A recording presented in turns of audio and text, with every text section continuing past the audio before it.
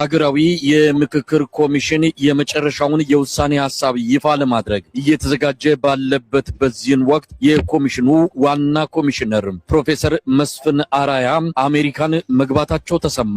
ለጊዜው የተሰጠው ምክንያት በቤተሰብ ጉዳይ የሚል እንደሆነ አንከር ሚዲያ የደረሰው መረጃ ያመለክታል። ሀገር ያልሸሸሁም ከሀገሬ ምንጊዜም አልሸሽም ከሀገሬ ምንጊዜም አልኮበልልም እንኳን በዚህ እድሜ የዛሬ 40 ዓመት ጉልበት በነበረኝ ጊዜ መውጣት በሚችልበት ጊዜ እህት ወንድሞቼ ውጪ በነበሩበትና ባሉኝ ጊዜም ከሀገሬ አልወጣሁምና የቀረችኝን እድሜ እዚሁ ነው ማሳልፈው። ክቡር ፕሮፌሰር መስፍን አራያ